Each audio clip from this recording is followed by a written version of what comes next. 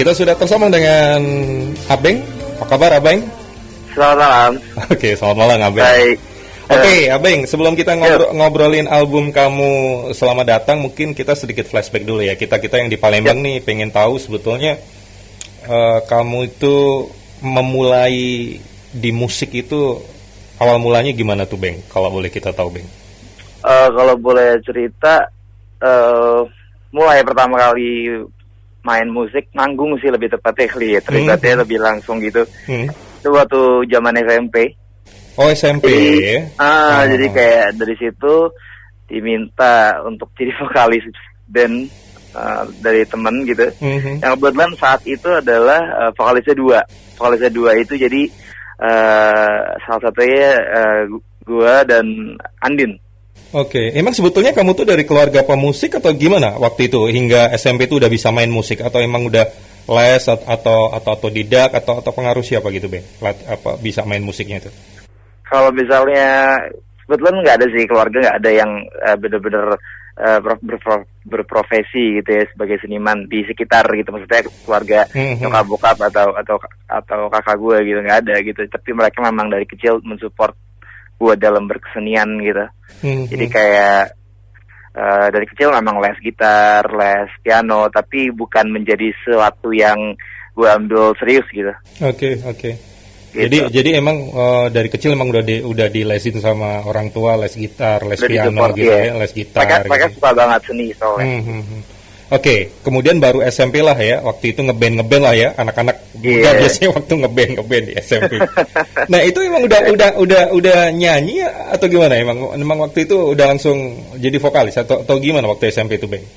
Justru di situ pertama kalinya gue nyanyi gitu, karena nggak pernah sebelumnya nyanyi gitu, tapi saat itu justru diajaknya sebagai seorang vokalis gitu, yang disandingkan bersama Andin saat itu gitu, yang beberapa bulan kemudian dia mengeluarkan album pertamanya gitu. Waduh, berarti ini banget ya, berkesan banget ya, karena bisa duet dengan Andin. Nah, setelah itu kemudian gimana sehingga makin berkembang gitu ya?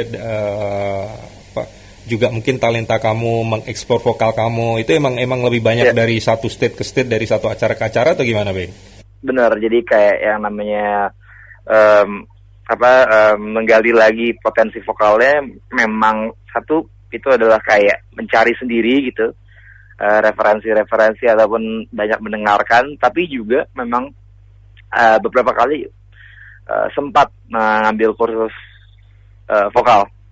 Di saat itu pertama kali di Farabi bersama Oti Jamalus. Oke, sama Mbak Oti, Mbak Oti, terus juga pernah mengikuti kursus di Institut Musik Daya, yang punyanya Cut Detiana.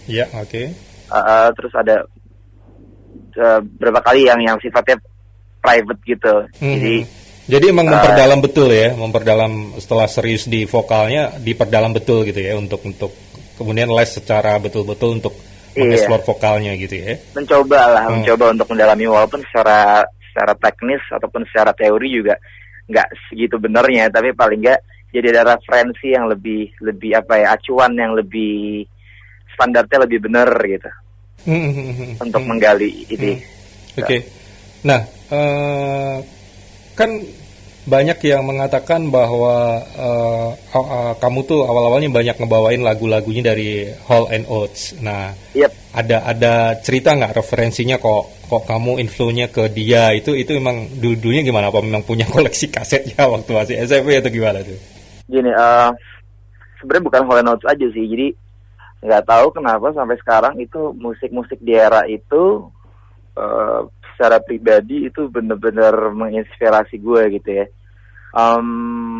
Karena buat gue pribadi musik-musik di era itu somehow bisa memberikan sebuah rasa yang membangkitkan visual gitu. Kayak sebenarnya era itu bukan di baratnya aja, tapi di Indonesia pun juga kayak misalnya Chrisye atau Chandra Darusman atau Faris Hera misalnya, atau bahkan Guru Sekolah Putra gitu. Di luar kan misalnya saat itu ada Marvin Gaye, ada Carpenters, ada Hall & Oates gitu. Jadi musik-musik itu nggak tahu kenapa sampai sekarang gitu, dari dulu gitu bisa memberikan rasa itu gitu. Jadi Hall & Oates sih hanya salah satunya aja sebenarnya gitu, bukan dalam konteks bernyanyi sih, tapi lebih kepada dalam konteks musiknya itu sendiri gitu, nuansa musiknya yang nggak tahu kenapa gue ngefans di musik-musik era itu gitu. Oke. Nah, kemudian apa yang menghubungkan Abeng kemudian beberapa kali sempat tampil di event-event yang berlabel jazz, waktu itu kalau nggak salah juga sempat tampil di Jazzy Night, itu ceritanya gimana tuh? Oke, kalau saat itu Jazzy Night adalah debut Abeng Alter. Jadi Jazzy Night adalah sebuah event di mana gue sebagai Abeng Alter mengambil kesempatan untuk tampil sendiri gitu, dan saat itu gue memutuskan untuk ingin membawakan lagu-lagu dari Hall & Oates karena di situ gue berusaha untuk ngasih tahu bahwa ini loh referensi gue, dan ini loh musik yang gue suka juga yang mungkin sebelum-sebelumnya belum terlalu terekspos di band gue sebelumnya gitu. Jadi pada waktu itu di Jazzy Night di Cilandak Town Square itu ngebawain lagu-lagu Hall & Oates dengan bandnya gitu ya? Yep. Oke, nah sejak itu kemudian bagaimana hingga akhirnya ada proses sampai tahu-tahu muncul album Selamat Datang gitu, Ben? Ini kalau memang seiring berjalannya waktu gue bermusik gitu, gue menemukan bahwa kecintaan gue akan seni itu, salah satu musik itu semakin besar gitu, dan ada rasa ingin menggali lebih dalam gitu mengenai potensi yang gue punya ini gitu, yang mungkin bersama band sebelumnya menjadi tidak maksimal gitu proses itu gitu. Nah keinginan ini menjadi semakin besar hasratnya setelah malam di Jazzy Night itu gitu. Jadi saat itu setelah Jazzy Night itu wah kok challenging banget ya, kok menantang banget ya gitu. Beda rasanya manggung bersama band gue, tapi saat ini membawa nama gue sendiri gitu. Rasanya beda banget, dan juga menjadi sebuah kayak ada aktualisasi yang lebih jauh gitu. Jadi saat itu gue memutuskan semakin bulat bahwa kayaknya harus jalan nih gitu untuk proyek sendirinya gitu. Akhirnya sama tanggung-tanggung berapa lama setelah itu proses menulis lagu juga semakin intens. Akhirnya ketemulah jalannya untuk akhirnya bisa keluar album Selamat Datang ini gitu. Sebetulnya kan nggak kadang-kadang banyak musisi yang karena lupa yang ngejawab terus, akhirnya lupa mendokumentasikan karyanya dalam bentuk album. Kamu ini termasuk cepat gitu. Nah itu yang ngedorong siapa aja ya sehingga akhirnya kamu bisa bikin solo album gitu? Waduh, banyak banget sih pihaknya. Salah satunya istri gue, Andra Lodita. Terus dia yang mengencourage gue untuk lebih total lagi dalam menjadi seorang tanda kutip seniman gitu. Terus saat itu juga gue inget banget salah satu gitaris yang sering main sama Andin juga, Nikita Dompas. Ya, Nikita Dompas. Yang mengencourage gue juga untuk kenapa enggak men lu solo gitu, karena ada saat-saat dimana gue juga ragu gitu ya, kayak meragukan diri sendiri karena segitu banyaknya solois di luar yang memang suaranya brilian gitu. Dan saat itu dia cuma mengingatkan bahwa lo kan nulis lagu lo sendiri Beng gitu, dan itu saat itu gue juga jadi berpikir gue cuma pengen nyanyiin lagu-lagu gue sendiri aja sih gitu. Akhirnya itu saat gue inget banget sampai saat ini, itu momen yang salah satu momen yang membuat gue percaya diri untuk step up sebagai soloist gitu. Ya, dan memang tidak banyak ya, artinya penyanyi yang juga sekaligus dia menciptakan dan menulis lagu dan lirik yang sendiri. Satu di antaranya kamu. Sebetulnya kalau tiap orang atau musisi itu kan beda-beda ya Beng ya, untuk dapat inspirasi menciptakan ya sebuah lagu, termasuk liriknya. Kalau kamu sendiri nih, dulu gimana tuh proses mencipta sebuah lagu tuh? Emang muncul dulu, kemudian notnya kamu dapetin, atau kamu main gitar dulu, atau liriknya dulu, atau gimana kalau prosesnya kamu, Beng? Mungkin beda-beda memang ya. Setiap musisi ada yang dari musik dulu, ada yang mungkin nulis dulu gitu. Tapi jujur gue sampai saat ini nggak punya pola khusus dalam menulis lagu gitu.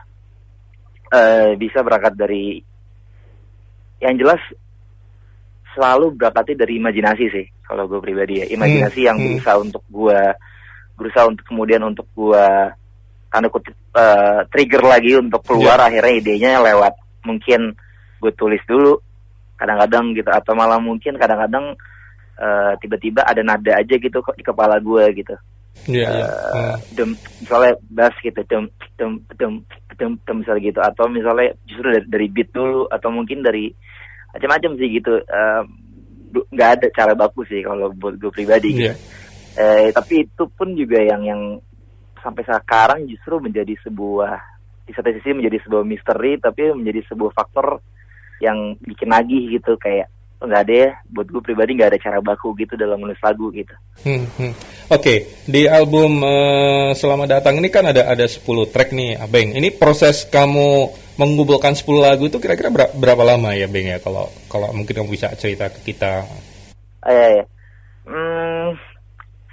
lagu, dari 10 track itu 2 diantaranya itu interlude. Betul. Satu yang berjudul Selamat Datang yang itu intro ya.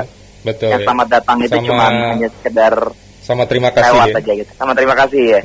Sisanya jadi ada 8, yang satu itu kebetulan diproduksi oleh Widi Pradireja dari Malik and Essentials. Itu satu sesi yang sampai sekarang gue menyebutnya sebagai unexpected session karena nggak ada rencana sama sekali sebenarnya mengerjakan sebuah lagu bersama Widi. Sisanya 7 itu pengerjaannya relatif cepat sih sebenarnya. Lagu yang paling tua itu Bicara di track 2. Tapi sisanya itu kurang lebih gue tulis dalam jangka waktu semuanya ya 3-4 bulan lah. 3-4 bulan ya. Oke, yang menarik tadi kita bilang kan juga ditempatkan di track 10 ya, yang terbawa featuring Widi Puradireja. Itu ada momen apa sehingga akhirnya bisa sama Widi Puradireja, itu ceritanya gimana, Beng? Jadi kayak memang gue dan The Puradireja, baik Angga ataupun Widi ataupun Malik, maksudnya kami berteman baik gitu, dan Widi terutama adalah orang figur yang buat gue pribadi jadi salah satu dia salah satu inspirasi gue gitu. Dia salah satu figur yang buat gue ideal sebagai seorang musisi gitu. Jadi saat itu sebelum single pertama Lain Waktu keluar, dirilis di radio, itu gue main ke kantor mereka gitu, nyamperin Angga dan Widi, sekedar pengen ngasih denger aja nih, nggak lagu gue yang akan keluar nih jadi single pertama gitu. Terus mereka bilang, wih bagus, belum ada nih yang kayak lagi nggak ada nih yang kayak gini gitu. Nah, terus random deh akhirnya, secara random dan tidak terduga Widi ngajakin untuk kita ngerjain ini satu lagu bareng gitu. Jadi serius lu gitu. Serius kita kerjain bareng gitu. Udah dari situ akhirnya kita coba-cobain jadwal, akhirnya kita kerjain lagunya bareng gitu. Jadi saat itu Widi memberikan beberapa opsi gitu. Dan nanya ekspektasi lu kerja sama gue apa. Nggak ada sih gue ekspektasi gue, yang penting fun aja sih, yang penting seru aja gitu. Akhirnya ya udah kejadian track itu gitu, terbawa itu. Oke. Nah, musisi-musisi atau arranger yang terlibat untuk album Selamat Datang ini, karena kan juga itu penting ya untuk bisa mengetahui bagaimana karakter atau pola dari genre musik kamu. Itu siapa yang terlibat sebetulnya, Abe? Kalau secara teknis itu pastinya produser gue ya, Aryo Seto ya.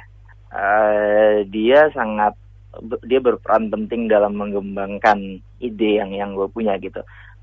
Bisa dibilang, tapi justru dia yang gue cokokin untuk referensi-referensinya gitu. Jadi kayak misalnya gue punya lagu, pasti kurang lebih gue udah punya ide dan garis besar kira-kira lagu ini diapain ya atau dibawa kemana.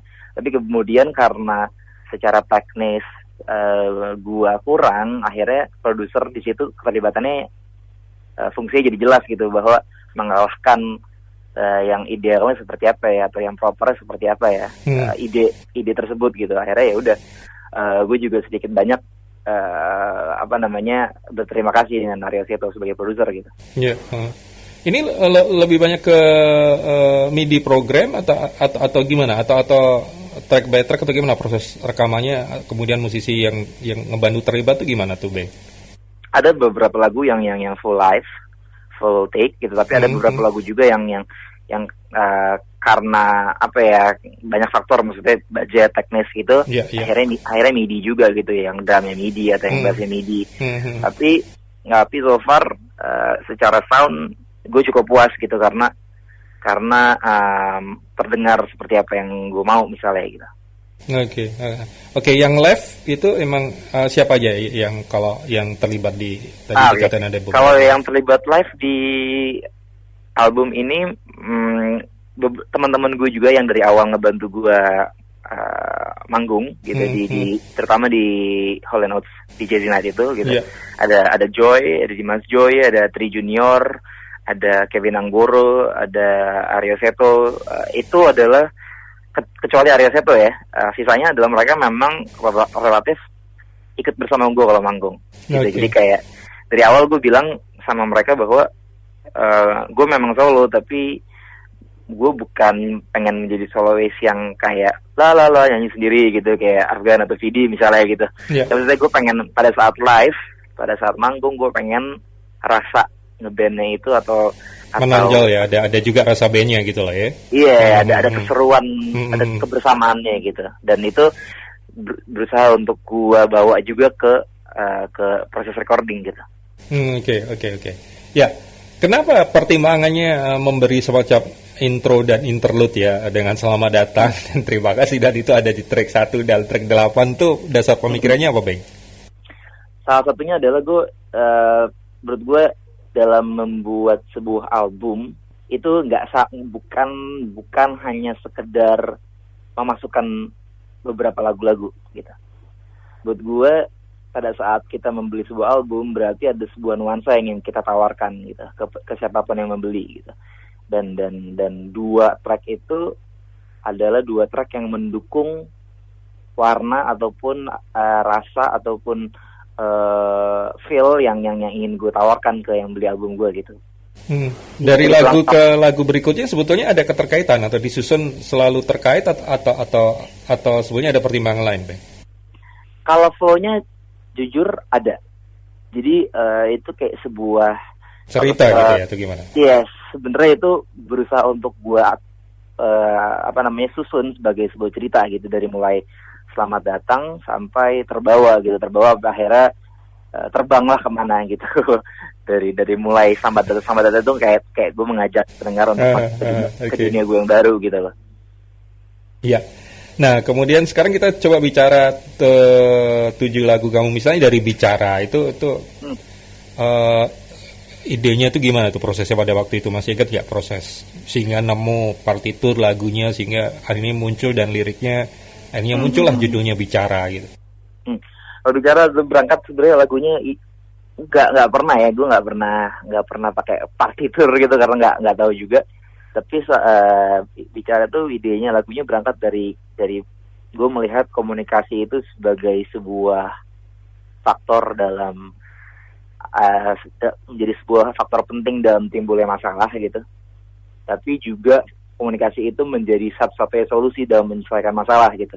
Jadi kayak di situ gue berusaha untuk ngaitinnya konteksnya dalam hubungan gitu, baik itu hubungan pacaran atau suami istri atau teman atau even partner bisnis misalnya gitu.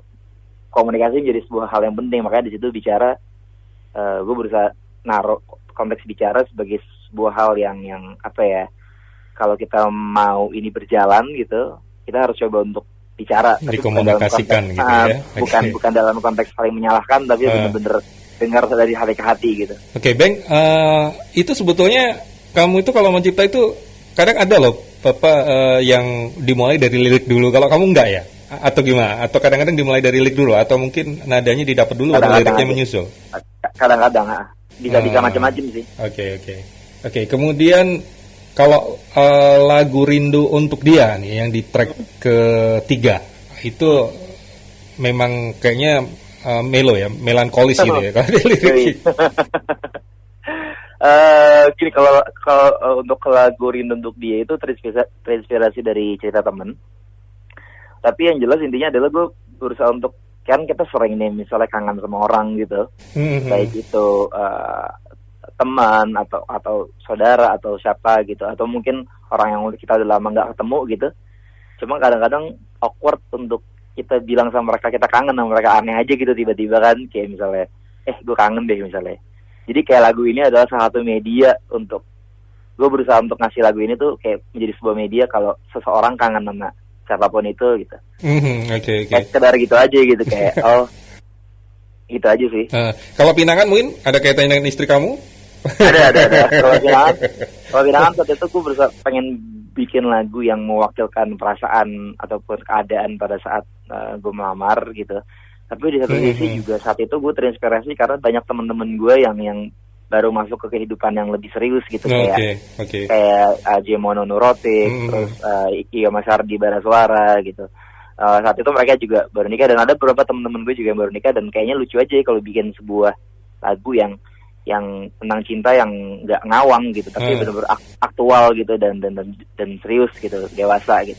Pertimbangannya apa, Beng, waktu itu kok singlenya yang dipilih Lain Waktu, padahal itu ada di track yang ke-6 ya di album kamu tuh, gimana?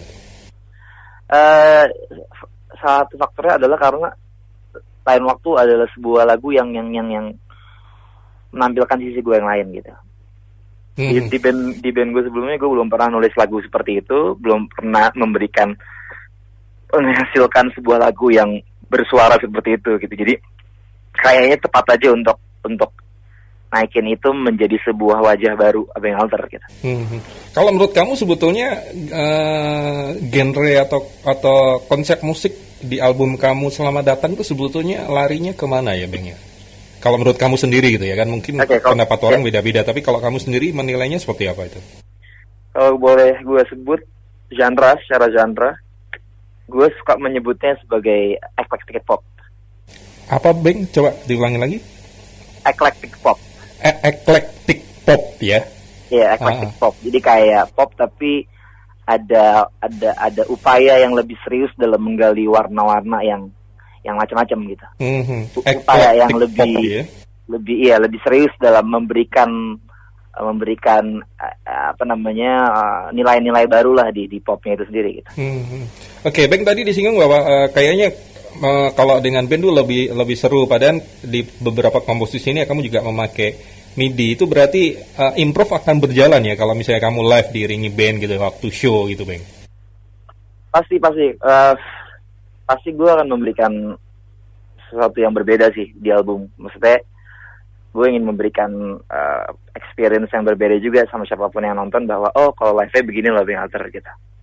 Mungkin nggak akan selalu persis literally sama misalnya sama di album gitu. Akan kerasa lebih live, akan kerasa lebih seru mungkin, atau akan kerasa lebih adem justru gitu. Akhirnya di track 9 kamu ada juga ya sama featuring Ariel Seto ya, Senandung Riang. Itu ceritanya gimana tuh, Bang? Senandung Riang ya. Waktu itu random, jadi itu kayak spontan aja sih, karena lagu itu santai, fun gitu, dan kayaknya seru kalau misalnya bisa kolaborasi sama produser gue yang track ini menjadi sebuah kesempatan juga yang pertama kali untuk dia nyanyi di sebuah lagu gitu. Dan ternyata secara suaranya dia masuk banget sama lagu ini gitu. Oke. Bang, saya lihat di line up Java Jazz juga ada nama kamu nih. Kira-kira gimana tuh? Itu kan event jazz besar, apakah karena jelas itu event labelnya jazz, apakah sudah ada gambaran mungkin persiapan khusus nanti, apakah sekaligus itu jadikan ajang untuk promo album kamu, atau mungkin kamu akan tampil surprise atau gimana tuh, Bang? Semuanya sih. Tapi nggak mau terlalu neko-neko juga gitu. Memang sudah beberapa kali kan kurang lebih konstan mengikuti event itu gitu dengan band sebelumnya, dengan Topaz. Yeah. Tapi nggak pernah excited ini sih, nggak pernah tanda kutip sepanik ini karena eventnya penting gitu ya, dan misi utamanya sih sebenarnya memperkenalkan Abang Alter gitu dalam konteks musik yang lebih maksudnya semua orang datang ke situ segala macam gitu, kayaknya pengen memperkenalkan Abang Alter lebih proper aja, mungkin nggak terlalu yang akan macam-macam, tapi gue akan berusaha untuk memberikan sebuah warna yang berbeda aja sih. Oke. Sebetulnya kalau kaitannya dengan pribadi kamu sendiri ya, experience mungkin ada ada satu ya mungkin kenangan atau bahkan ikatan batin dari 10 komposisi itu sebetulnya apa yang paling mungkin banyak yang bilang ya 10-nya semuanya bagus, tapi mungkin ada satu lagu yang sebetulnya punya momen khusus yang sangat mendalam buat kamu tuh yang mana tuh, Bang? Renungan Sayap sih. Oke, Renungan Sayap di track yang kelima. Kenapa tuh, Bang? Iya. Judulnya juga asik juga loh, Renungan Sayap gitu. Iya, kayak apa ya? Itu salah satu lagu yang gue awalnya ragu untuk dimasukin ke album baginya karena beberapa orang bilang berat gitu. Tapi ternyata begitu dirilis justru banyak juga yang memberikan feedback terhadap lagu itu gitu, yang cukup membuat kaget ya gitu. Lagunya cukup dalam sih karena dari sebuah pemikiran gitu, pemikiran yang personal gitu. Gue berpikir bahwa sebagai seorang manusia kita butuh pasangan yang lain gitu untuk bisa ngebawa kita mencapai mimpi-mimpi kita gitu, atau membuat kita lebih baik lagi gitu. Maksudnya ibarat sayap kan nggak mungkin satu, pasti sepasang gitu. Dan pasangan itu bisa siapa aja, bisa istri kita, bisa pacar kita, bisa orang tua kita. Maksudnya orang-orang itu lah gitu yang kemudian menjadi pasangan kita ataupun yang akan membantu kita dalam achieve something gitu. Jadi kayak jadi pasangan sayap kita gitu. Ya. Next, program ke depan nih gimana? Apa masih fokus untuk promo album ini atau mungkin ada project lain atau gimana tuh, Bang? Kalau dalam beberapa waktu ini sih terus terang masih ya. Kalau promo lagi nyiapin juga video klip yang lain waktu. Dalam beberapa waktu ini juga akan rilis. Kemudian juga langsung akan menyiapkan untuk video klip Pinangan. Sebenarnya kalau gue pribadi sih justru looking forward untuk bisa bekerja sama dengan musisi lain sih. Kemarin kan sempat nulis lagu juga untuk Gamila Arif gitu, untuk solo pertamanya dia gitu. Ada satu lagu yang masuk ke albumnya, judulnya Terlarut, dan itu juga jadi single yang cukup orang-orang cukup banyak suka gitu. Jadi kayak pengen lagi nih kolaborasi sama siapa lagi seru gitu. Oke.